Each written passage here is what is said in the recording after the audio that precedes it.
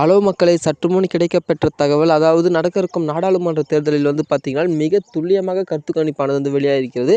அடித்து சொல்லியிருக்காங்க. இந்த ஆட்சி தான் பார்த்தீங்கன்னா, இந்த கட்சி தான் ஆட்சி பெறப்போகுது. இந்த நாடாளுமன்ற தேர்தலில் அதிமுக தான் பார்த்தீங்கன்னா ஒரு வெற்றியை பெறப்போவதாக கருத்து கணிப்பு பார்த்தீங்கன்னா மிக துல்லியமாக கணிக்கப்பட்டிருக்கிறது. சரிங்களா? எத்தனை தொகுதியை பார்த்தீங்கன்னா அதிமுக கைப்பற்ற போகிறது. அண்டு திமுகவின் வாக்கு சதவீதம் எவ்வளோ இருக்கும், அண்டு நாம் தமிழர் கட்சியின் வாக்கு சதவீதம் பெருமளவில் பார்த்தீங்கன்னா மாற்றத்தை கொண்டு வரப்போவதாக தகவலானது கசிந்து கொண்டு வருகிறது. பாஜகவுக்கு பார்த்தீங்கன்னா எத்தனை சதவீதம் வாக்கு சதவீதம் இருக்கும் என்பதையும் நம்ம இந்த வீடியோவில் முழுமையாக நம்ம பார்க்க இருக்கிறோம். சரிங்களா? ஸோ வீடியோக்குள்ளே போவதற்கு முன்னாடி நீங்கள் நம்ம சேனலுக்கு புதுசாக வரீங்கன்னா மறக்காமல் சப்ஸ்கிரைப் பண்ணி வச்சுக்கோங்க. அப்போ தான் இது போன்ற பல பயனுள்ள தகவல்களை நீங்கள் உடனுக்குடன் பெற்றுக்கொள்ள முடியும். இப்போ வாங்க நம்ம வீடியோக்குள்ளே போகலாம். அதாவது பார்த்தீங்கன்னா இன்னும் 9 நாட்களே இருக்கிறது இந்த நாடாளுமன்ற தேர்தல் நடக்க இருப்பதாக. சரிங்களா?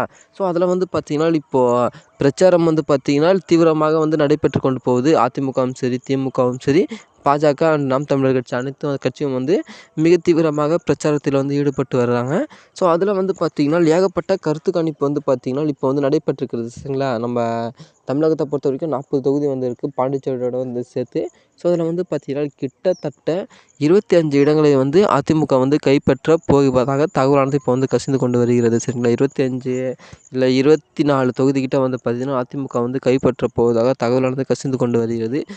அதாவது திமுகவை பொறுத்த வரைக்கும் பார்த்தீங்கன்னா ஒரு 13 தொகுதி இல்லை 14 தொகுதியில் தான் அவங்க வெற்றி பெற வாய்ப்புகள் இருக்குது. மக்களிடம் பார்த்தீங்கன்னா ஏகப்பட்ட அதிருப்தி திமுக பெற்றிருக்காங்களாம். சரிங்களா? ஸோ அதனால் 13 இல்லை 14 தொகுதியை தான் பார்த்தீங்கன்னா அவங்க ஜெயிக்க போவதாகவும், அண்ட் அதிமுகவை பொறுத்த வரைக்கும் பார்த்தீங்கன்னா 24, 25 தொகுதியை கைப்பற்ற அதிகமாக வாய்ப்புகள் இருக்குது அப்படின்னு சொல்லி பார்த்தீங்கன்னா கருத்து கணிப்பு மிக துல்லியமாக இப்போ வெளியாகிருக்கிறது. சரிங்களா?